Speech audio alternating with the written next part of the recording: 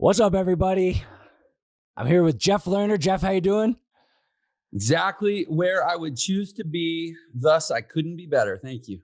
Awesome. Yeah, this is episode 80 of my podcast. I'm into the 80s. I'm excited about it. And for those of you who don't know, Jeff Lerner used to be a broke jazz musician, but over the past decade built multiple 8-figure businesses totaling $50 million in sales.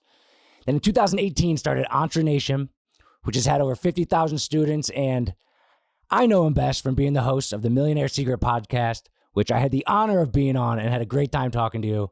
So I'm excited. And you said you're doing great. What time did you wake up this morning? 3:30. 3:30. Same as every Monday through Friday. Love it. Yeah, I watched one of your videos. It was like the day in the life of an entrepreneur. Yeah. 3:30 a.m. I love that. I get up around, I get to the gym at 5 o'clock every day. I have a class that I hit, but you probably beat me up. Yeah. In fact, I started a vlog, and now that I'm saying this, I'm like, wait, I feel naked. Where's my vlog camera? It's probably in the car. But yeah, I'm doing a vlog right now called The Life of an Entrepreneur. That first one was kind of a teaser. And yeah, now it's going to become a regular recurring series. We've actually got the footage for 4 in the can. 2 are edited and scheduled for release. And it's my life. And honestly, it's intense AF. And I make no apologies for that. I honestly wouldn't have it any other way. And I'm sure you can relate to this. Like, it's the antidote to the normal life. Absolutely. It's to just get a little nuts. You know, one thing I thought that was interesting, I saw that you take a power nap. Yeah. Because I have 4 kids. I get home usually anywhere between 6 and 8:30. Occasionally I have like trainings or events that I host in the evenings, and those will be like in 8:30. But I'd say most days I'm home between 6 and 7. And so I get home. Let's say I get home at 7. I have a 4-year-old girl. I hang out with her for an hour, put her to bed at 8, see my other kids maybe for 30 minutes to an hour. Now it's 9, get in bed with my wife. I want to hang out with her. Now it's 10, go to bed, get up at 3:30. Right. That's the most sleep I get at night on a weekday is 5.5 hours. And people say that's crazy, that you're going to make yourself sick. And look, I've been doing it for 2 years. Like, I'm fine. And before that, I was getting up at 4:30, and then I was like, I have too much to do. I need to get up earlier. So I moved it to 3:30. Like, part of it is just a muscle that you condition over time, but also that power nap. I have found that 5.5 hours a night of sleep plus a 20 to 30 minute power nap gives me the sustained energy throughout the day as if I was sleeping 7 or 8 hours a night. And I think part of that is because that power nap, it's only 20 or 30 minutes of sleep, but it's 20 or 30 minutes of sleep to recover from only 7 or 8 hours of being awake. Right. So it kind of has a little bit of a multiplier effect on what a nap, what we normally think of as 20 or 30 minutes of sleep. And so then that gets me through the end of the day. And it's like, you do the net, and I'm basically saving 1 to 2 hours a day, or not saving, recapturing. Right. That's 6 hours sleep. And then if you get the effect of 7-8 hours sleep, then that's adding extra time to your day. And here's the thing. I've told a lot of people this, and they go, and they go do it, or they try it for a day or two, and they go, it didn't work for me. I was really tired. And I say, well, what time did you get up? And they're like, I got up at 4 or 5. And then I'm like, okay, well, and then the next time I see them, what time did you get up? I'm like, today I slept in, I got up at 7. Like, it doesn't work. Right. Unless you really lock your circadian rhythms in. Exactly. And I'll admit that I shift a little on the weekends, but I also know that I'm going to pay the price for that on Monday morning. And I've learned to accept that whenever you deviate from the rhythm, there's an acclimation period. But where most people break down with these systems is they're not inserting a strategy into something that's already relatively structured. They're trying to it's kind of like intermittent fasting or keto. They're putting this pretty aggressive strategy into what was previously totally disorganized chaos. Right. And it's such a radical swing that it's too disorienting and it's too exhausting. And so, I suggest people move into it incrementally. Just start by waking up at the same time every morning, come hell or high water. Doesn't matter when you go to bed, get up at the same time every morning. And you can start to adhere to that. Then you can start to lock in what time you go to sleep every night. And Right. then you can start to compress that time and maybe supplement with a nap, and you can start to experiment with the nap windows and what time of the day the nap is. But like, don't try to change too many variables at once. Yeah. And don't just be like, oh yeah, I'll take a nap. I get to take a nap. Sweet. I mean, if you already, like, I don't do that. Hours. But yeah, I usually Like, get like 7 hours. A And nap is something I don't need the nap. I feel like you got to earn the nap. Yeah, you have to earn the nap. That's good. Yeah, and then you also have that hour like where you're trying to spend time with your kids and stuff. And I don't have that yet. I'm recently married, but that'll be something to have to kind of fit into the schedule that I'm sure is important.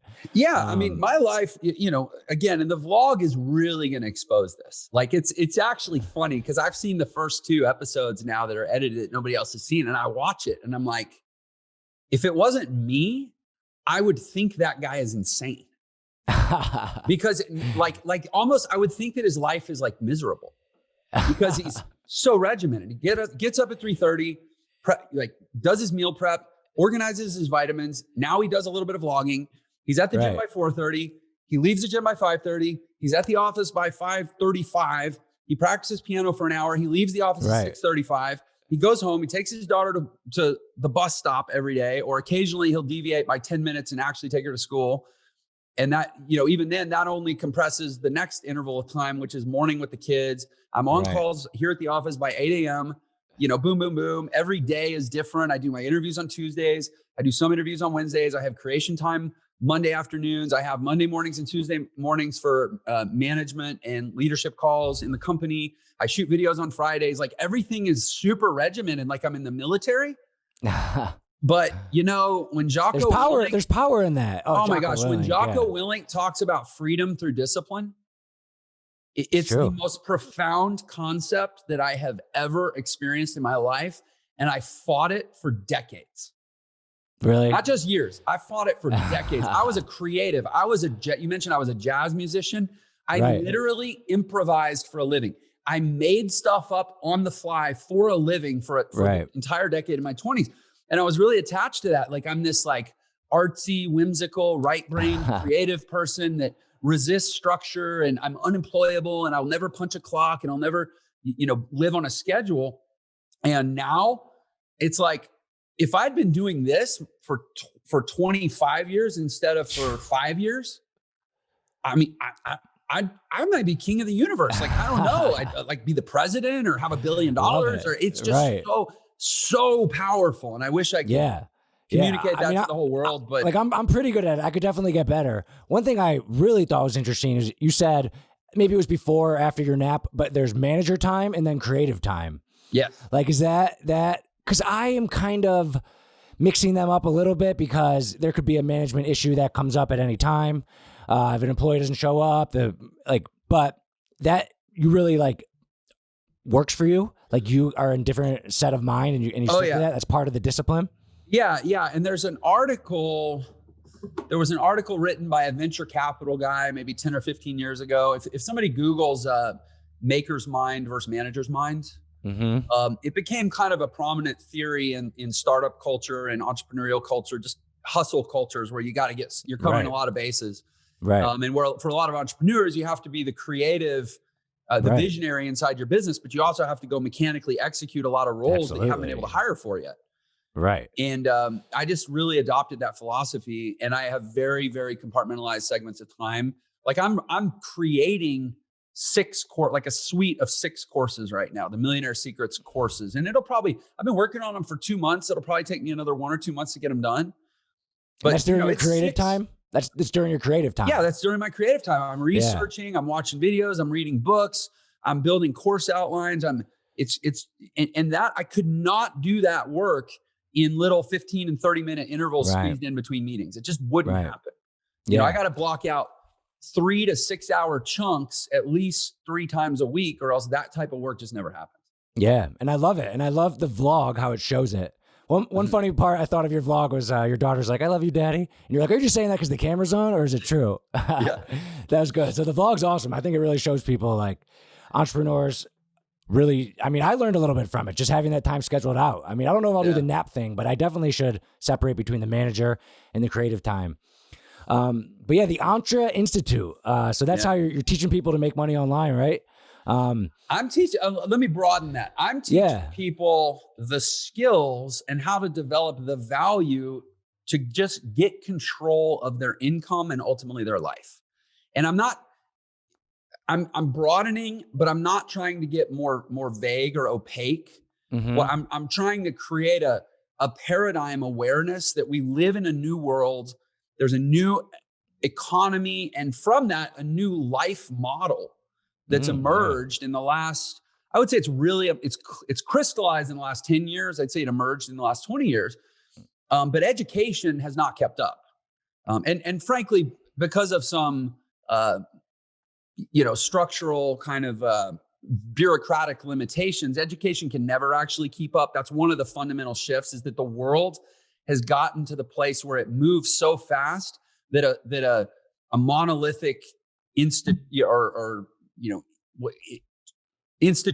I don't want to say institution because we're an institute and it makes us, it kind of lumps us in, but like the curriculum, like public curriculum. They'll never be able to keep up. I mean, Harvard University, which is the creme de la creme, the tip of the educational spear, they tried to launch a course on how to do Facebook ads.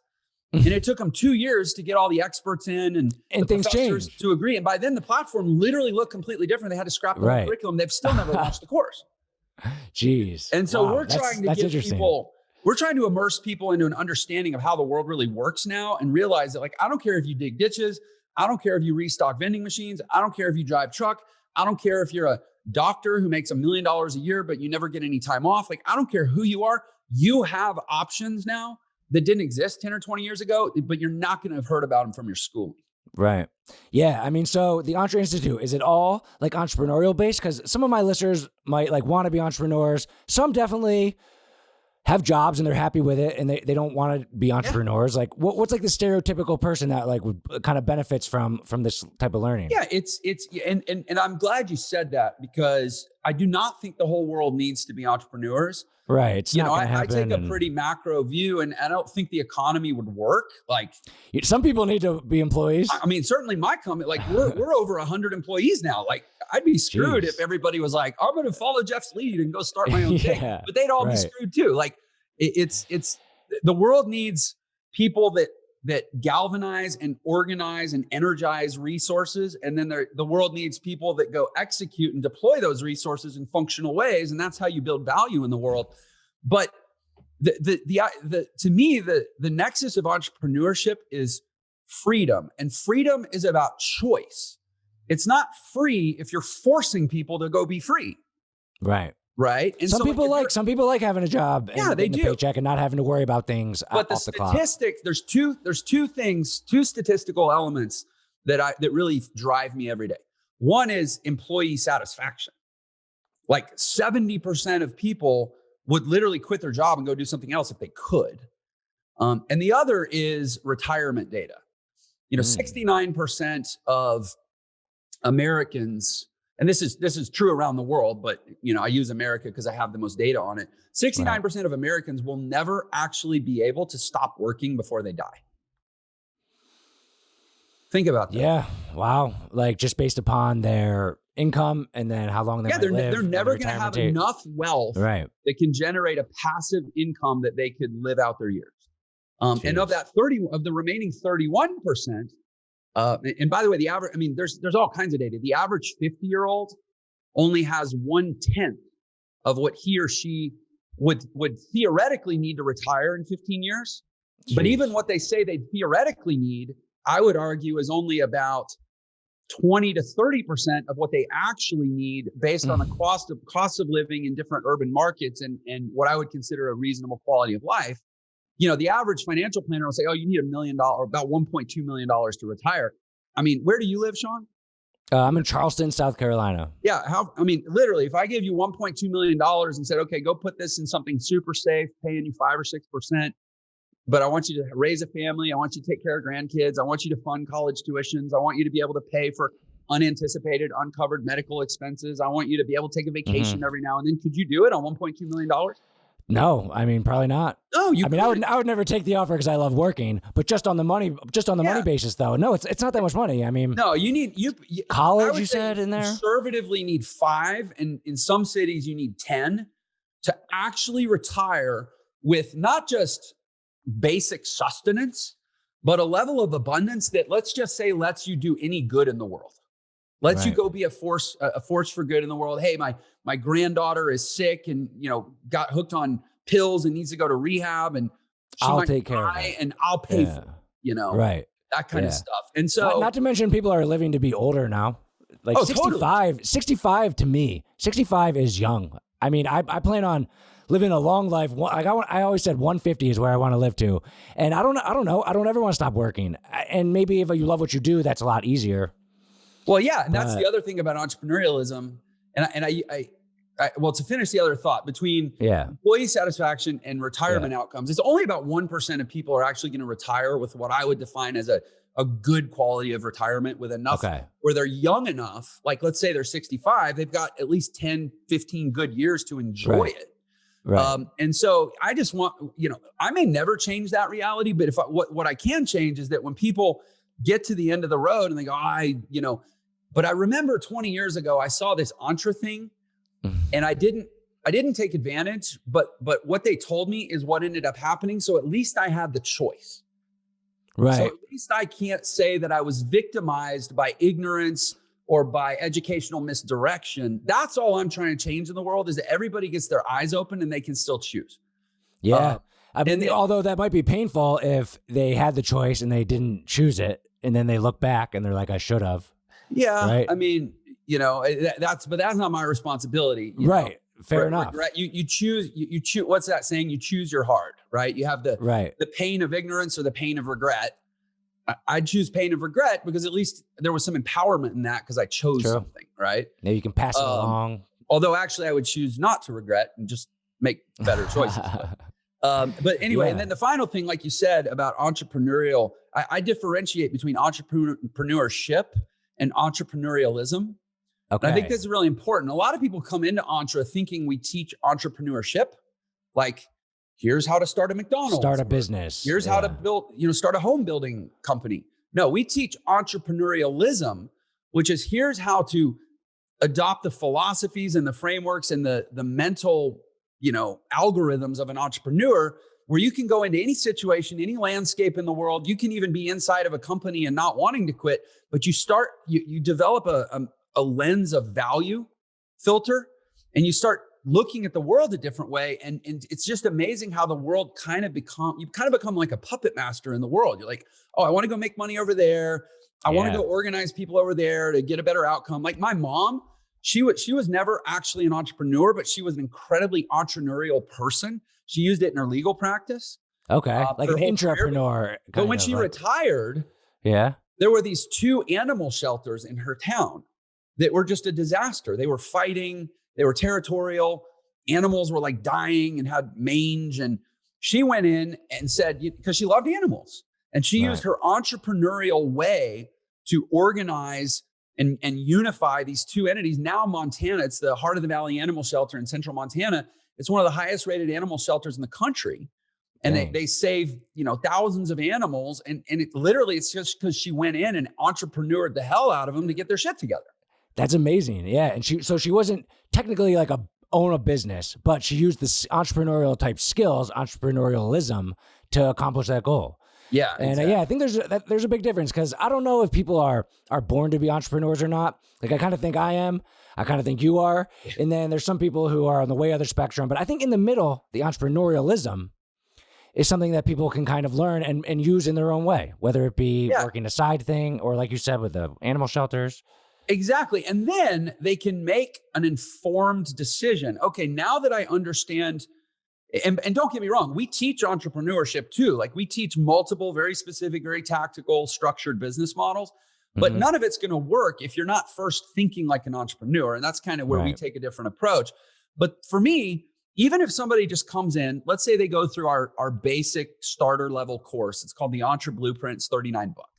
Right. It's not going to change anybody's life one way or another financially, although it could change your life psychologically. But let's say you go through that and now you really understand what entrepreneurial thinking and entrepreneurial living is. We actually have a term, we call it the Antra way. It's just how we live every day. And my vlog basically documents the Antra way. I try to be the best student. But anyway, now they can make an informed decision and go, okay, now that I look at the world this way, and I'm poised to be successful in business if I so choose, do I want to take on building a business? Right. Or do I just want to take these ideas and apply them in maybe my existing career, or even if I'm a stay-at-home mom, maybe I just have a more entrepreneurial approach to parenting. But you can make an informed decision, because right now, in the absence of that, what are most people left with? They come through school with teachers and usually parents that say, don't take risk, play it safe, get good grades, get a job, hopefully retire, and there's this promise of retirement that's a false, the math doesn't hold up anymore. Yeah. Or they go online and they see, these douchey gurus that make it look like it's all fun in the sun and Lamborghinis and, strippers and $1 million mansions. Or they get misled by a franchise company that says, here's our SOP, give us hundreds of thousands of dollars in a non-refundable deposit. And we promise it's easy, but you're legally, our other franchisees are legally prohibited from telling you how much money they make because we don't want you to even ask. Or you read Fast Company magazine and you think that entrepreneurship is going to Silicon Valley and getting funded and starting a tech company and making billions of dollars. Yeah. It's none of those things. And we're like trying to be the truth. Right. Yeah. I love that. And do you think like everyone needs to learn about entrepreneurialism, or do you think some people are kind of born with like already understanding that? Or is the people that you're trying to reach people that never just really thought about it? Yeah, I would compare it to like any sort of, deontological framework. And if you don't know what that word means, it's basically deontological means that which is good of its own right, independent of its outcome. Okay. And so something that would be like a deontological framework would be like, a religion. Somebody says, well, Christianity or Buddhism, it is right. It is based on like a code of moral grounding, so to speak. And something like that, let's use Christianity as an example. Okay. You can go proselytize someone and say, look, here's a set of values and here's some lore and here's a way to be and a way to live. And they might go, yeah, that sounds amazing, I'm in. And then they might say, oh, I'm so in, I want to come work at the church. I want to become a missionary. I want to go, evangelize myself and bring other people in. Or they might just say, that really is great. That I like the way that feels. It helps me understand some things better. But I'm going to stick with my job as an attorney, but I'm just going to be a better person within that context. Yeah. So I love that. That's entrepreneurialism. I love that analogy. You can take it, you can go all the way with it, or you can just apply it to what you're doing, but you'll always be better for it. And so in that sense, yes, I think everybody should be exposed to it. That's awesome. I love that. That's a great analogy. Yeah. So I want to talk about, like working from home, right? Because like with a pandemic, like companies are changing, like infrastructures of cities are changing. And I know at one point you had a restaurant, right? And it failed like back in your day. Yeah. And it seems like kind of ever since then you've kind of gravitate towards like kind of income at home. And, I mean, I'm not in that situation. Like I always have kind of like shied away from like virtual assistants, and I have a company. I'm building a culture. Like we have a building. In 2 weeks, I'm finalizing the purchase for a 22,000 square foot building, and like every quarter we take a selfie. And I'm always like debating if I'm hiring a new employee. Do they need to be here? I mean, I have some printers and shippers who have to be here, but not necessarily salespeople or purchasing. And then I don't know. I personally think like if I had to bet in 3 to 4 years, I think like people will be back at offices. There's something about camaraderie to seeing people face to face. Like, what do you think about that? Do you think there's a place for both? Yeah, people who want to work from home, companies. I think that pre-COVID, the companies were probably unnecessarily anchored to physical space. There were some things that they could have let go of and saved money and had more efficiency, but it was just, they were stuck in the old model of like, we have offices, we have cubicles, you need to come show up at, we have time clocks even. And then COVID happened. And because it felt good to release some of that pressure, like, maybe there is some people that don't need to be here. But then because it was COVID, the pendulum swung all the way to the other side. Right. Everybody's trying to figure out how to do everything from home. And I agree with you. There's a level at which it's not sustainable. because I just don't think most companies, I mean, there's a few reasons for it. Some of it is just operational and logistical, but also a lot of companies do not have the culture that that's sticky enough for people to stay as bought in from home as they would be in an office. Yeah. And then as time passes and you bring more people in, camaraderie is important, and like company culture is important. And you said you have like 100 employees, right? Is that So right? our total team size, if you count, we have some vendors, but they only work for us. Like we're such a big client, they don't have any. So functionally, they kind of work for us. They're on our team meetings and stuff. And then we have some virtual contractors. I think we're at about 70 full-time employees and like almost W-2 employees. Yeah, 70 W-2s, probably 40 full-time 1099 contractors that only work with us, and then probably another 20 or 30 vendors that were their biggest relationship. That's a lot of people. That is a lot of people. I wake up every day. I mean, I get up at 3:30 and people are like, oh, how do you get up so early? It's like, look, I'm getting up for 150 families. Yeah. And have those people ever been in the same room? No. So I'm alone right now in my office. I have about 1,000 square foot office. Really, the only reason it's so big is because I shoot videos in here and I have a concert grand piano over in that corner. Right. Okay. But no, there's only 3 people that work for us that even live in this town. And 2 of them are my video guys, where obviously they need to come point a camera at me physically. Right. And the other is she runs our admin department, but she's been my executive assistant for years and she's a good family friend. But yeah, I mean, like prior to this, literally right before this interview, I was doing a meet and greet with one of our new sales guys. He was in Tonga, on Zoom. But here's the thing, man, we are, and I don't think this is a compensation mechanism for being remote. I just think this is a good way to run a company. But it also helps with a pool of people that you can hire from. If you can, a pool of just your city, or the pool of the world. Obviously, you can get a better value for the pool of the world. Next level about culture. Okay, that's what I was going to ask. How do you feel about the culture? I mean, we do like every day, and with contractors, we can't mandate that they do this, but literally they all do it anyways. Where we submit end of day journals every day that talk about what we did that day physically. First of all, we express gratitude. We talk about what went well. We talk about what we can do better. We talk about what deposits we made into our bank accounts of life, physically, with our health, personally, with our relationships, and professionally with our career. And every single person in the company submits that end of day journal every day within their departmental folder. So it's not like we're all, I could go look at it. You're not reading them all every day. No, but everybody holds themselves accountable to do that every day. And that the physical, personal, and professional, and we literally put them in that order on purpose, where I'm like, if you're not taking care of your body, you're not taking care of the battery cell that drives all the other things. So do that first, then take care of your personal relationships, because if you can't serve somebody in proximity to you, what right do you have to say, I'll go into the world and serve hundreds of thousands of people and I want to make all this money for it? And you're not even taking care of your family? Like first personal, or first physical, then personal, then professional. And they chart it every day. Now, when you start doing stuff like that and you have 100 people bought in at that level, I mean, we could have culture staff on Mars and we'd be fine. Wow. But that's culture. Like, do you know all their names, or do you have like like people that are in charge of people? Like, how many levels of management do you have? Yeah. So we have 5 departments, and this is, I mean, what I'm about to say is fairly valuable, because we're a little bit of a unique case where there aren't that many companies that are 2 years old from like $1. I mean, $1 for us was 19 months ago. Wow. It was the first product we sold that generated a single $1 was in July of 2019.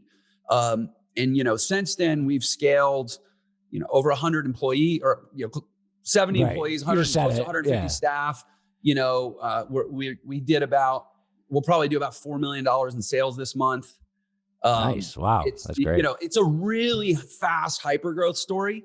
And so the amount of, and I'm saying that, look, I'll admit I'm proud of what we've accomplished, but I'm not saying that to just flex. I'm saying that because to be able to build the infrastructure to scale that quickly and not implode. And even where we're going this year for our targets, we did 60,000 students last year. We want to do 250,000 students this year. So we're still trying to quadruple from from where we were at the end of last year. And with that fast pace of growth, we've had to get so educated and so proactive about not just building infrastructure to support where we are, but to anticipate where we're going, because literally every month we could be twice as big in 3 months. Right. And so I'm about to tell you how we're organized. And this is based off of a lot of split testing and optimization and departmental, workflow optimization and building in systems and hiring really expensive consultants and everything. So we have 5 departments. We have our marketing department, which for us covers, paid advertising as well as organic content creation, basically anything that creates leads or demand in the market. Okay. And we actually have, and then we have sales, as a separate department. Separate department for marketing. And I think a lot of companies actually either put sales under marketing or marketing under sales. Yeah. I think that's naive in the world today. Okay. The company that optimizes their marketing to be able to spend the most on ads over time is the company that wins. And that requires, I think, a dedicated departmental effort. So then we have sales. And I'll tell you another. Does sales make like phone calls, or like if the marketing's doing the ads? It's all an inbound remote sales team. So as people come into our ecosystem, they get assigned to advisors that help people develop curriculum plans and decide what they want to study and focus on. And basically we sell more education, right? Right. And so we're actually in the process of hiring 20 more salespeople in the next 60 days. Wow, awesome. So for that you've got to have somebody who's working specifically focused on onboarding new people. Like you've got a new, 2 or 3 new people onboarding a week, getting trained. Somebody who's focused on systems, somebody who's focused on data and blah, blah, blah. Right. So that's sales as its own department to do well. Okay. Then we have an operations department. And the way we've specifically categorized operations is anything related to the customer experience after the sale. After the sale. Yeah. So from the second a product is sold, it's all the fulfillment of all promises made all the way through. And so, a lot of things, it's a more empowered definition of operations than other than like, okay, you're the one that like moves the machines around. Yeah. Right. So there's a bigger level of stewardship that we infuse into our operations. And then we have a technology department because we're a digital remote company. Tech is just hugely important for us. A lot of traditional organizational models will put tech underneath admin or underneath operations. We broke it into its own silo. And then we have an administration department that's basically just keeping the wheels on the wagon of the business. And that's headed up by CFO. So it's kind of finance and HR distributed down. That's our operational structure. Anyway, that may be more than you wanted to know, but I love that stuff. Figure it out, so it's going to be useful to someone. No, that's very valuable. Yeah, I'm building a company, and like I've had trouble like putting managers into place and things like that, and then after structuring all that, and I guess like I've been growing fast, like doubling every year. But as I'm thinking about it, like we have such a physical demand, which is why we're getting such a big new building. It's the growth when it's all virtual can just explode like yours is exploding. And congratulations, by the way. I mean, that's crazy. And here's the thing. It sounds sexy and cool. And we scaled almost 3,000% last year from January to December. And like, if it's all virtual, you can basically scale without friction. Yes. But it's not as frictionless as you think. We've had to be so obsessive and maniacal about creating culture and operational processes. And I have an amazing partner. That's got to be said. I have an amazing, we call it a visionary integrator pairing, which is a term that comes from the world of EOS, if you're familiar with the Entrepreneurial Operating System. There's a great book called Rocket Fuel that I read where I was like, oh man, I'm a visionary. I need an integrator or I'm going to be screwed. Yeah. And I have a great integrator, but you're dealing still with human beings. Of course. Yeah. And they will, with that kind of growth, like if a company was coming in to buy us right now, they might look at your company and they might look at my company and I don't know, top line revenue, whatever, EBITDA, whatever. But the valuation that the skepticism that they would apply, the haircut that we would take in the valuation of a company that grew as fast as we did, but that's all virtual, the company would be like, or the investor would be like, I need to see this run out for 5 more years before I'm willing to put a value on it. Right. Whereas you sustain. You've got stuff. Yeah, it was stuff, right? Exactly. Yeah, I mean, we did over $5 million this year, And yeah, we have people, stuff, and like, right, that has like inherent value. All your value is like in the air. But I mean, you can eventually prove that out to a potential buyer. There's a saying, it just takes a little more time. You know, fast up, fast down, slow down. And right now we're trying to be fast up, not down ever. Yeah. But ultimately slow. Like we want to, and that's a really hard balance to strike. And I think that's something that is a good lesson for entrepreneurs to hear. I've learned it the hard way, man. I scaled an affiliate marketing business, you know, to over 7 figures a year, and then watched it in about 18 months and watched it completely unravel a few years later. And it took less than a year to go from that to nothing, to like, I'm bleeding out money and I have to close accounts and stuff.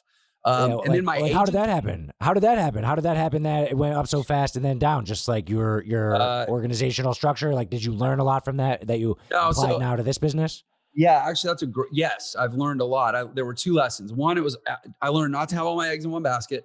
Okay. And I learned never to neglect or underappreciate the value of your list.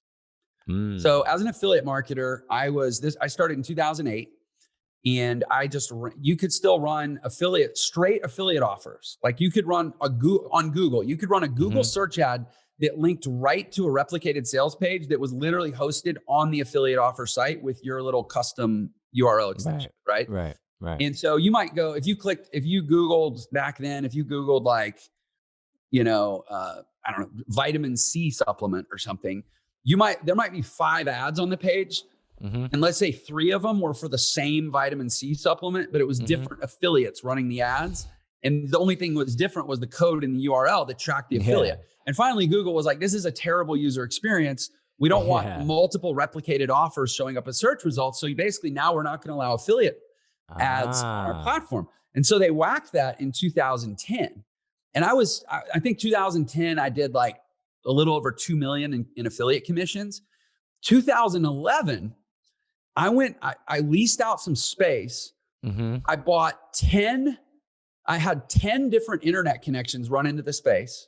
So like literally I called like Comcast or whoever it was and was like, hey, I need 10 internet connections. And they're like, what are the addresses? And I'm like, it's all the same address. And they're like, what? And I'm like, no, I need 10 different lines, because they're going to have different IP addresses and different, there's other tagging mechanisms that, you know, platforms can use to see where you're at. So I had 10 lines.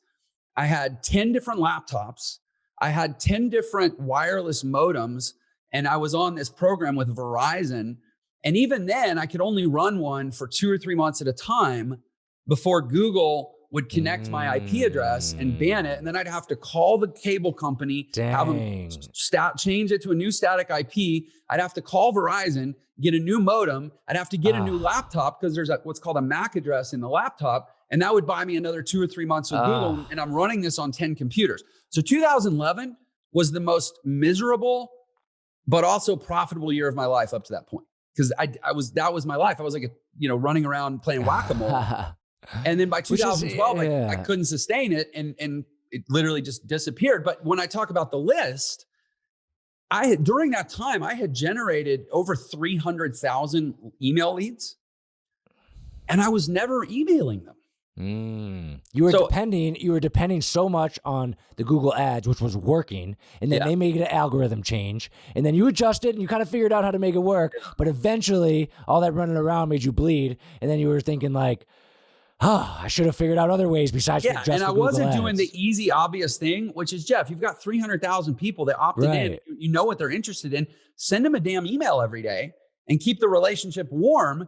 And with a list that big, I could have made a couple $1 million a year just, peppering out affiliate offers to that list. But I let the list go cold. And so then once I was like, oh crap, I really need to engage with my list, the list had gone cold. So as soon as I started trying to broadcast to the list, people were like, who is this guy? They didn't remember me because they opted in 2 years ago. So they hit spam, and my deliverability goes to crap. And now I can't get the emails to inbox. Wow. I mean, the lesson I'm taking away from that is you said put all your eggs in one basket, but like, it was for you, it was Facebook ads. And I'm sure the returns were great and it was working. It was like crack. And it was just like the 10 IP addresses. Like that's so fun. Yeah, especially that year, because I was the only affiliate who figured out, or maybe was willing to do that much work. And that So gave I you had another almost no year. That competition. gave you another year or two. Yeah. And to be so able I to do wrote it that. out for 2011, 2012, and I had basically the field to myself. Yeah. But then it was, But then eventually Google always wins. Like if they have an objective that they don't want that, then they're going to figure it out. they'll figure it out. That's a good lesson. You don't geez. try to fight City Hall. Yeah, exactly. Yeah. Like if my Facebook ads got shut off or something, I don't know what I would do. I mean, that's how we're getting all our revenue from there. We have a great email list too. We make a lot of money from our email list, but I've known this and I'm trying to hire. Yeah, I would say at least this, Facebook is one mega entity. So that covers Facebook and Instagram. Right. Google is one mega entity. So that covers Google Search, Google Display Network, and YouTube. Mm-hmm. I would at the very least say, and I don't know your specific business, but generally I feel a whole lot better knowing that I've got really robust campaigns built out in both of those platforms where frankly, I could live off of either one if one of them went away. Plus email. Now I'd like to get a third leg in that stool that I feel as strong about. What do you think it would be?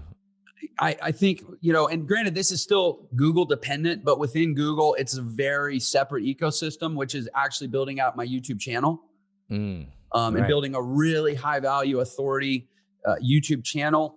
And then, LinkedIn for certain offers has a lot of power. But yeah, I would feel more comfortable if I had a really clear third channel, but frankly, probably it also can end up being speaking, books, offline marketing. Right. And you can build some of that up. And I'm doing all of it. That stuff just takes longer, Right. Exactly. Yeah. Actually, Snapchat ads for me have had a little success. Have they? I've tried Pinterest and Twitter, no success. Snapchat ads are, I don't know, because it's like attributions and I'm running it to a warm audience. So they say I'm getting a certain amount of sales, but I don't know if those people already found me through Facebook and then eventually bought and were also on Snapchat and then attributed it to Snapchat, but I don't know if it's that good, but it says it's returning sales. You could plug into Hyros and it would clean that up for you. But I don't know if your customer value is high enough to warrant, the cost of that. But for what it's worth, that's something I eventually need to do. Yeah, we have it extremely granular. Like I know if somebody buys today and they came into the funnel a year ago, I know that on, January 4th, 2020, they clicked our Facebook ad, and on January 9th, they caught us on YouTube, and you can just see the whole breadcrumb. Who would you give that attribution to in that case? That's the trouble, all right? Probably the inception, the incipient. Okay, the first thing. Yeah, because that's what we spent the money on. Exactly. All right, yeah, that makes sense. And building up on the YouTube channel. So your podcast. Yeah. I love your podcast. I was on it, and I've listened to a couple other ones. Who's been your favorite guest so far? Besides me, of course. Yeah. That was a no-brainer question, of course. But, I would say, here's what I'll say. And, I don't want to sound like a jerk, but the bigger the show gets, the longer running the show gets, the more authority and position the show has in the market. Right. The bigger the guests I get. Right. Right. So, in the last, couple weeks, in fact, earlier this week, for example, I had Robert Downey Jr.'s talent manager on the show. Awesome. Yeah. So I had Grant Cardone. Yeah, I had Grant Cardone on the show last week or 2 weeks ago. And then I actually had his equal partner in Cardone Ventures, Brandon Dawson. I had him on the show last week. He's building a $10 billion business portfolio alongside Grant's building a $10 billion real estate portfolio. Mm-hmm. I had Peter Taunton on earlier this week, who's the founder of Snap Fitness, which they have a cluster of brands that have 3,000 fitness locations around the world. I had a guy named Bobby Castro who. How do you go about asking him? He sold his company 18 months ago for $1 billion. Jeez. Yeah. It's just names. And here's the thing. It's not like, who do I like more? It's what's the value of the relationship? And I hate to sound mercenary, but there's quantifiable value in relationships. Right. But also it's like, who stretches my thinking the most? Yeah, I'm right. And I talked to a guy that the audience too, as an extension of you. Yeah. And that's what I really like about the show is I think it kind of brings everyone down to a pretty good level of authentic, real rawness. Like we're all goobers who were born naked and crapped ourselves and picked our nose until our parents taught us not to. And sometimes we forget to brush our teeth, and like, it's, but where people go from there, it's just so cool to see these stories. And now that I'm literally starting to get, people that have had $1 billion outcomes. That's huge. Yeah. It stretches me. Right. Because why not? Exactly. Right. I mean, for most people to say there is a roadmap in your life of all the billions of permutations of how you could make one decision and where it leads to the next decision, the next opportunity, you zig or you zag. And like, if we mapped out every possible outcome in your life, at least one of them includes being a billionaire. It does. Fact. Yeah. I don't believe there's anybody that's not true for. You meet this one guy on an airplane and you happen to get his number and you follow up with him a year later when you're looking for a job, and he connects you to this guy and you guys have an idea and you go raise some money for that because you met this other guy, because there's a way it could happen. Absolutely. And to say, I'm going to commit to living in that particular path of all the possible paths is most people just don't. They even if they logically agree with me, they emotionally and psychologically can't get on board with what I'm saying. And it's even hard for me. I mean, I'm approaching having done $100 million in sales on the internet in 12 years. Crazy. That's crazy. But it's still to try to say, oh, what if I 10x that? Or what if, frankly, I'd probably have to 100x that to get to where I actually had assets in the $1 billion plus range. Like, but is it possible? Well, I went from negative $500,000 and a tax return that's on the wall here that was for negative $42,000 that year, that's 12 awesome, years ago. That's awesome. Now I've done $100 million in sales. Well, if I can go from that to that, it's actually a lot less to go from where I am to there. Right. So it's not logical that it should intimidate me or daunt me or and it's not really about the money. It's more like, we get one shot on this earth. Why they asked Sir Edmund Hillary why he climbed Mount Everest. And he's like, well, because it was there. It's like, if we have an opportunity, why shouldn't we take it? If only to prove to ourselves and to other people watching what's capable, what's possible for a human being who's willing to focus. But having these guys on the show has become kind of an essential part of my self-maintenance. Yeah. Because it just reminds me I have no excuse for not. Yeah. I mean, plus it helps you like on a personal branding level and credibility. Yeah, totally. Of course. And so many people, I think, try to start being a personal brand. I mean, maybe if it's not in the entrepreneurship world, it can work. But like, I never even started a podcast till 80 weeks ago, after I'd already done about 8 to 12 million in sales online. And I thought I had some credibility. But like, what do you think is I think you have, 90,000 Instagram, 40,000 YouTube. Like, is that just all from just putting out the best content? Do you have any like strategies of time? I know time's a big factor. Yeah. I mean, here's the thing. I did not start creating social media content and building any of those followings until, it was September 2018. So right. Not long. January. So whatever that is, that's 28 months ago. Right. And you had some credibility at that point. You had some trials and tribulations and successes. I had no exposure. But here's the thing. A cold audience doesn't trust your credibility anyways until they're already paying attention to you. Right. Right. So it's hard to pick that up. Yeah. So what I did a couple things. One is I was willing to invest some money in the first year. Remember, I said we didn't sell a product until June of 2019, but I started putting out content in September 2018. So for 9 months, I literally sold nothing, but I was still spending money to put out content and boost it in front of cold audiences. That's kind of what I'm doing. So that I could basically test messaging. I could test different video subjects. I could, part of it was just to get enough reps that I could find my voice and find my style and find my mission. Like I had this idea that I want to, show people what I know. But that's not, you need something a lot sexier, a lot better hook than that.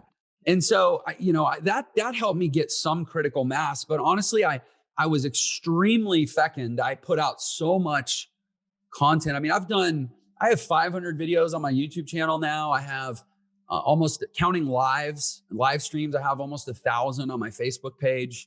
I produce 1 to 3 pieces of content a day, and I haven't missed I've taken a day off, but I haven't taken a week off in almost 2.5 years. Yeah. I like a lot the term reps. I mean, yeah, I'm in that stage now. Like, my business is going great. The podcast, I'm building it up. 80 weeks in, and I'm getting the reps and putting out the content and getting used to it.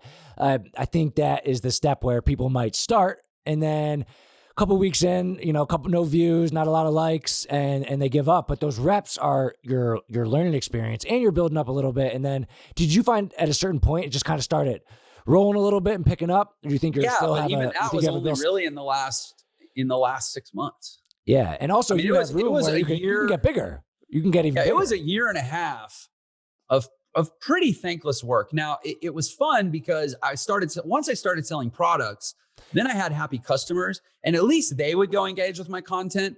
And it may not have been what got them there, but it kind of reminded them why they were there. And they're like, "Oh, Jeff, I love the video. And, I'm one of your students. Thanks so much." So at least I started getting some of that. But I would say for the first year, the majority of what I got was just hate. Because here's the thing, I was a little guy. Even though I had experience or I had credibility, they didn't care. All they could see was some knucklehead. He's not the best looking guy. He runs his mouth a lot. He's in my feed. I didn't ask for it. He's only got, 400 Instagram followers that are probably just his friends. He clearly is some loser who just decided he wants to be a guru or something. And so I'm going to be a bully because he's the little guy and he's easy to pick on.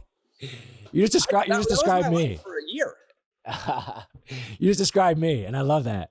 It's fine, but most people never make it to the second week of that. Yeah, I did it. And I'm not stopping. And you have the advantage too that even if you're not monetizing any content, like eventually you're putting your face out there so people can buy your product. Yeah, right? And the other thing, there's so much value in content. One is it's a reinforcement of the sale. So even if you're not using it for lead generation, if your customer goes out and even if they experience your value after the purchase, it'll cut down on refunds, it'll cut down on chargebacks, it'll increase customer retention, and it'll increase their willingness to buy another product from you. The other thing is eventually you have enough of a base that even if it's only your customers consuming your content at first, it does start to get some critical mass traction, and you'll start to get a little bit of favor in the algorithms, and it will start to grow organically. And then the third thing is you have this great content that you can later, once there's a base of it, you can later go back and curate it and pull out all these snippets and some of this good stuff that you did and create a bunch of middle of the funnel retargeting that ends up doing a ton for your lead generation, even if it's not your cold conversion piece of your strategy. Right. So I would retargeting. So like retargeting, like people who already know you. Then you kind of show them some of your old stuff. Yeah, people that saw my ad and they didn't buy.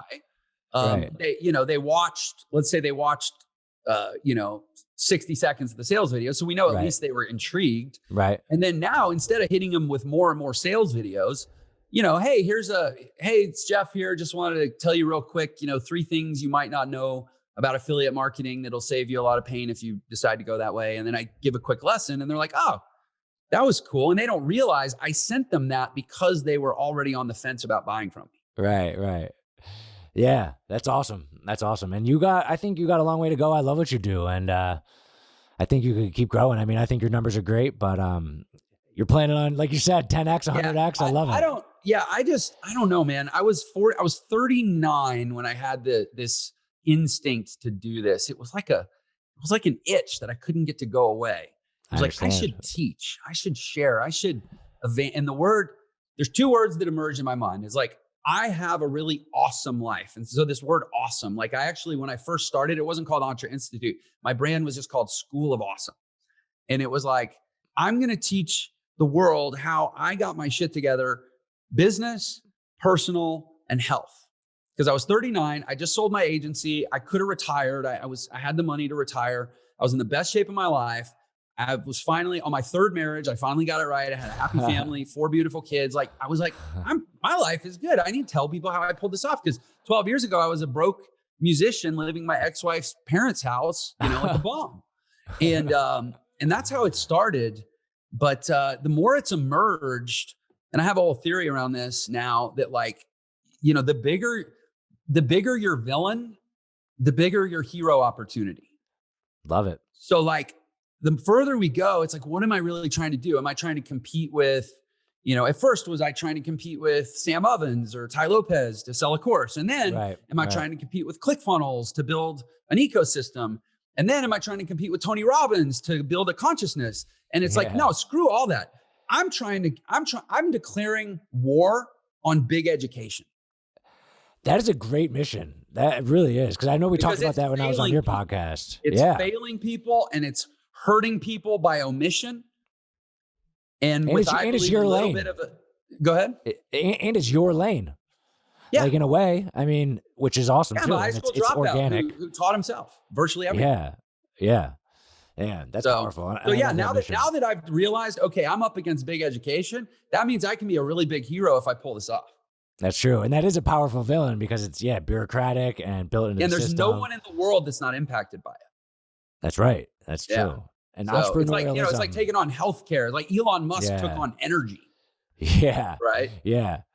So, and he's winning. We'll see where it goes. Yeah. I have a Tesla. I thought I saw one of your videos. Do you have a Tesla? Yeah, I do. I love it. Do you love it? Yeah. The door is starting to stick though. I think I hate the door. I hate the door handle. I don't like the door handle, but do you use the driverless mode a lot? No, we don't. No? I got 4 kids. So come on. That's the whole reason I got it. Let me be clear. It's my wife's car. Okay. You're missing out on the not using the driverless stuff. Really? Yeah. I mean, it's amazing. I actually got a little like weight so you don't have to kind of keep your hands on it. Obviously, I can't like sleep or anything. But I mean, I kind of always have been a bad driver, not paying attention and annoyed at, even if it's only 40 minutes or 20 minutes in the car a day, that's time I could be on YouTube or time I could be learning or time I could be answering emails. And it's not perfect yet, but as it continues to get better with the updates, I do find myself able to answer emails and work in the car. It's awesome. Yeah, my wife isn't quite comfortable giving up that control to the car, especially because she usually has kids in the car. Yeah, I can understand that. So, yeah. One thing I noticed about your Instagram, I've been following you. It's amazing content, and then I clicked on it today when I was getting ready for the podcast, and I was on my business account, and I saw that you were private. Is that like a strategy or something? Yes. Yeah, it totally is. I'm actually glad you asked about that because I have no problem sharing this stuff. So we do, one of the ways we've started to accelerate the growth, like we've grown about 25,000 new followers in the last month. And we've put some gas on the fire. We've started to do influencer collaborations. Okay. So yeah, and it sounds fancy. It's a paid promo. So I'll go to a guy who's got, 500,000 followers. And I did one with Millionaire Mentor who's got, 7 million followers. And it's like, hey, here's who we are. And actually in that case, Jason's a friend of mine. So that one was easy, but you're like, hey, here's who we are. Here's what we do. Check us out. If you like us, we'd like to pay you for some exposure. And, they vet you to make sure you're not like a scammer. And then you say, okay, we'd like you to drop 4 stories through the course of a day, right? That say, hey, Jeff Lerner is teaching people this stuff and he's great. Go follow him. Well, yeah, go follow him. Oh, cool. And so, but when you do that, if you put your account on private during those 24 hours, it forces people to follow you in order to see your content. That's true. Oh, wow. That makes sense because otherwise they can look at it, scroll through it and not. Yeah, you get a lot more followers during a paid promotion if your account's on private. But then obviously as soon as it's over, you want to switch it back. Okay. As soon as it's over, switch it back. That's interesting. I actually remember hearing about that a while back and I forgot about it. But we have to do it. We learned that the hard way insofar as we had somebody tell us that and we didn't do it. And then after 3, we probably spent $5,000 on promos and then we did it once and we realized, wow, we basically wasted that $5,000 because it literally works 4 times better when you're on private. Wow. That makes sense. Yeah. It actually makes sense because people will click on it, scroll through you and not follow. Yeah. So it's like, it's like a call to action in a way. Like they have to do it. That's cool. Yeah. It's it's basically like having an opt-in page only are they required to put in their email or is it just optional? Right. Exactly. If they're not required to, they're not going to do it. Right. Yeah. And if they click it, they're obviously interested in what you're doing. Exactly. And and then they'll start liking it. That's awesome, man. Yeah, you're doing an amazing job. I was pumped to be on your podcast. I've been following you more. Well, I appreciate, coming from you, you're no slouch, man. I really appreciate that. It's a cool, kind of a unique situation that I'm in where my product itself is a delivery it's to deliver the information and the confidence and the strategy around how to scale, grow and scale a business. And in order to do that, I have to build, grow, and scale a business that gets the message out and the product out to do that. So it's really a cool synergy where like the best thing I can do to run this company and lead this company is be the best student of this company. Yeah. Because then I'm out there proving that our shit works. Right. Like if I'm like, listen, here's a course on how to scale a YouTube channel, and people are like, and I'm like, these are all the same strategies that I use to scale my YouTube channel from 0 to 35,000 in 2 years, and I'll probably be at 100,000 by subs this year. I'll probably be at 1 million in 2 or 3 years, and like, that you can't argue with my course when that's exactly. my result. Exactly. And so I'm trying to do that on all fronts: YouTube, Facebook ads, YouTube advertising, Google search, podcasting. I've got a book coming out next year. I've got a strategy on how to become a New York Times bestseller on your very first book. And I'm doing it right now. And very few people even know what it is, but I promise you by spring of 2022, when I tell people, here's how to produce a New York Times bestseller on your very first book, nobody's going to wonder if it can really be done, because I literally will have just done it. Is that book's not out yet? No, the book is actually, here's a hint on the strategy. The book is called Millionaire Secrets. Okay. So it's just a culmination of your brand. Yeah. So what am I doing? I'm gathering, I don't mind sharing the strategy. I'm gathering intelligence through the show. I'm gathering a ton of millionaire secrets that can infuse the information in the book. I'm also building up. This is one of the reasons I've done so many shows. We started the show 9 months ago and I've done 130 episodes. Why am I going at such a rapid pace? Because for let's say about a year and a half, I've got an opportunity to build as many strategic influencer relationships as possible, so that when the book comes out, and you'll be getting this call, I can say, hey, we had a great time on the show. I really appreciated your input. In fact, some of what you shared on the show informed a lot of the concepts in the book. I'd like to send you a copy of it. If you like it, would you be willing to promote it to your audience? I love it. So by the end of next year, when the book's ready to come out, I'm going to have probably 250 or 300 influencers that I can have that conversation with. I won't need to spend a dime on advertising for my book. Right. Yeah. Now, that doesn't mean I won't, but I've essentially pre-built a massive high authority distribution network for my book. But it was because I was willing to take 2 years to launch a New York Times bestselling book instead of just rushing to get it done in 3 months, which is, by the way, that's the entrepreneurial paradigm in general, is like, do it right rather than do it fast. Absolutely. And I love what your team does. Like when I was on your podcast, you sent me after like some clips already ready to post. Like that makes it a win for you. And people are going to do it because you kind of packaged it. Yeah, we make it turnkey. And in fact, if you notice, if you take a clip that you post, if we take the same clip and we send it to you to post, and then we're planning to post it, we'll actually style it differently for you. We'll go look at your social media and we'll try to make the clip that you're going to post match the stuff that you're already posting. Whereas our stuff has a different look and feel. So we're actually creating 2 versions of every clip, one for ourselves and one for the guest. And it's more work, but the number of guests that we get and we're talking guys like Grant. Yeah. Right? He doesn't need to promote our interview, but people will do it when they see the attention to detail and the time that you took to doing it right. Absolutely. Yeah. I think that's something, I could even do better. And you were the first person. I've been on a lot of podcasts. You were the first person to do that. And I was like, whoa, I was impressed. I was very impressed because I just hadn't seen it before, and I get it. And it made perfect sense to me. So again, here's the thing. We do a lot of things right, and we do a lot of things really well. And I'm saying that humbly. I'm surrounded. You can be cocky. Well, no, listen, I have an amazing integrator as a partner. I've surrounded myself. Somebody even told me today, he's like, Jeff, you're really good at hiring and attracting amazing people. Like I try to be the dumbest guy in the room. Right. But also some of it is the fact that I'm out there as an entrepreneurial evangelist, talking about the power of the strategies of effective entrepreneurship, selling products that ostensibly teach those strategies, means that I believe an ethical responsibility to be the best, most effective, most optimized, most non-lazy, most non-corner cutting entrepreneur in the world. Love it. Otherwise, I'm actually devaluing everything that I'm doing.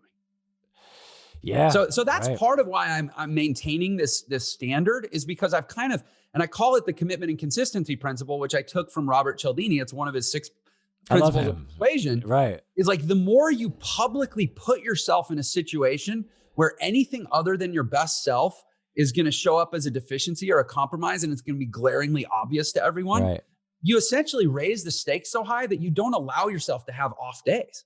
I'm doing a vlog about my life that starts every morning at 3:30 with me bleary-eyed in the camera, like, what's up? Yeah, another day. Let's do this. So I can't sleep in, or else it'll literally be obvious to people watching my vlog. Oh, that one day there was no morning shot because he probably slept in. Right. Yeah. Put yourself on display such that you will be embarrassed if you do anything less than your best. Dude, you got great synergy going. You got your schedule that you have to do because your vlog that helps grow who you are. Growing who you are helps get you better guests. Getting better guests sells your book. Growing your profile helps people want to sign up for your course. So it's all like synergistic, and it is. People talk about vertical integration in their products and services as a business methodology. What about vertical integration in your life? Right. Where everything in your life becomes, sort of vertically complementary to everything that you're trying to do in your life. You know what I mean? Like, yeah. Like, did you like, I guess you keep talking about like 2 years ago, 19 months ago. Is that the point where you kind of like started this and planned it out? Like, did you, like, overall the years before, were you doing different things where you had some successes, some ups and downs? Yeah. Did you take that and be like, I'm going to make it synergistic? Yeah. I went online in 2008. I made a bunch of money as an affiliate marketer, paid off a bunch of debt, did well for like 5 years. In 2013, I started a digital agency. And that was my first exposure to like, hey, I'm pretty good on the digital marketing skills and the technical side, but I'm a disaster of a human being. I'm a disaster of a leader. My poor wife who has to be married to me, like, I'm a bad communicator. I'm low empathy. I'm not, even though I talk a good game, I'm not fundamentally wired around value and service and, help as many people get what they want and you'll have all that you want. Like, I knew the words, but I wasn't living it. So I started an agency, struggled for a couple of years, finally started going to a ton of therapy. Really? And just trying to become a better person. I learned responsive listening. I actually got tested 2 years apart, and I raised my empathy score from the bottom 7% of human beings to the top 20% of human beings. Wow. This is a test. They can track that? These are court admissible results. Really? Yeah. And wow. And I did that through cognitive restructuring and group therapy and like shedding a lot of tears and like, holding people that were addicted and wanting to kill themselves and like just getting in really messy, organic human situations that I had tried to stay out of for decades of my life. And finally, I just became a real person. and that's so then I had a couple more years, my agency. We started growing really fast, basically because I became a better leader. We made the Inc. 5000 2 years in a row. Our last year, we did about $6 million in sales. I exited the agency, sold it to a software company. And that was where I was in 2018, is like, okay, I learned the technical, then I learned the human. And during that time, I also got really disciplined with my schedule. I started working out. I changed what I put into my body. And I strengthened my relationship with my wife and my kids. It's like, I kind of went through 2 journeys, right? One was professional and the other was my life. Yeah. And in 2018, I sold the agency. And that's when I was like, okay, I can either start to atrophy and die slowly and like go play golf, right? Or I can take this whole thing to the next level and try to change the world. And I didn't really know what it looked like exactly, but I knew that I wanted to do something big. Love it. And that's the path you're on. That's the path you're on now. That's amazing. I'm curious real quick about the therapy. Like I think it sounds cool. I've never done it before, but you get to go talk about yourself, search your brain. Like, is that something that you suggest for like anyone or just someone who needs it? I mean, I don't have as much of a synergistic thing going as you do, but I mean, my company made the Inc. 5000 too this year. We're doing really well. Like, is it something like anyone should do? Something I should do? Like, do you suggest it? I don't know. I mean, therapy is like, it's like asking is getting your oil changed in your car something everyone should do, or just a few people, like or you're getting regular checkups. Like, there's a difference. Medicine has a very disease, pathological focus. Like we're curing diseases. As a marketer, I'm all about optimizing. Yeah. Right. Progress is happiness. One of our core values is we're obsessed with improvement, right? Like the idea that if I go to a therapist, it must mean that I'm sick or broken or defective. Yeah. I don't think that is not true at all. It's like, so if you're more comfortable, call it coaching. Yeah. That's kind of what I am wondering. Just go get better. and here's what I can say. The soft skills, the books that have made me the most money are books like 7 Principles for Making Marriage Work. Or Eric Berney's transactional analysis concepts, or digging into old like Adlerian psychology textbooks. And cool. That's the Positive Discipline by Jane Nelson about how to raise your kids in a way that's, honestly, I've never heard people say, oh, go take a positive discipline parenting book and go apply that to being the CEO of a business. Right. But I did it. And I make 100 times more money now than I was. Like it works. Yeah. I don't know I'd hate to make it just a monetary thing to just make my point, but like there is so much benefit in this world of just being a more effective human being. That's incredible. Like, I know health is part of that. You got the sleeping figured out. You seemed incredibly optimized. Yeah. And I have a really optimized life. And here's the other thing, that if I ask somebody in my organization to do something, there's never this vibe of like, oh, he's the CEO or the boss or the owner who's trying to slough or trying to pass it off. Like, I will set the pace. And if I ask you to do something, you will never be able to come back to me thinking that like it's not right or it's not fair.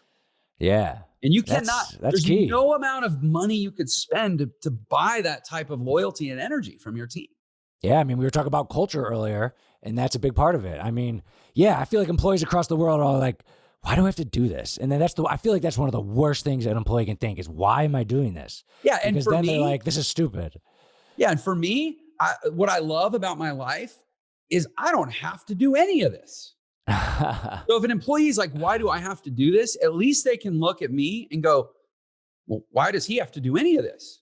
He doesn't, but he's still doing it because he believes in the mission.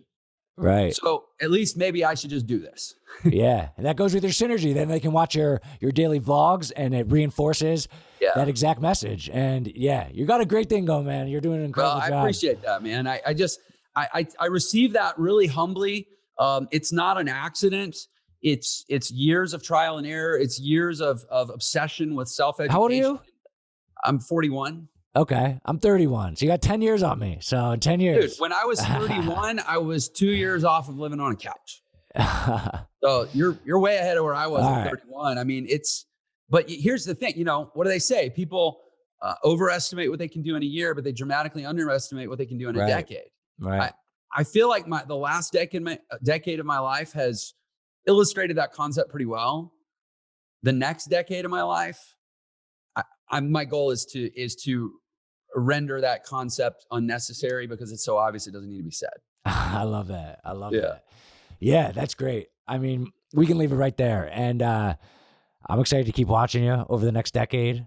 And I think there's so many things people can learn from this. And they should sign up for Antra Institute, right? Yeah, give a little plug to yourself.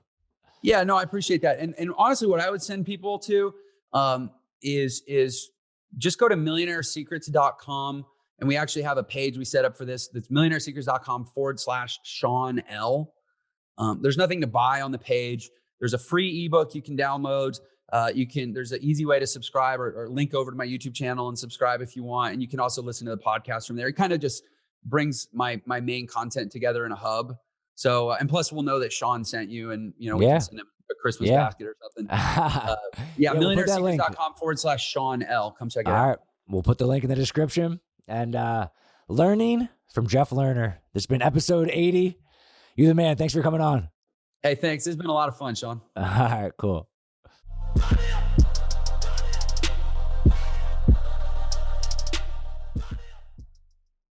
Oh my God. I just got the worst news ever. Turns out if you don't subscribe to the podcast, I will die. I will die. So please subscribe. Please. My life depends on it.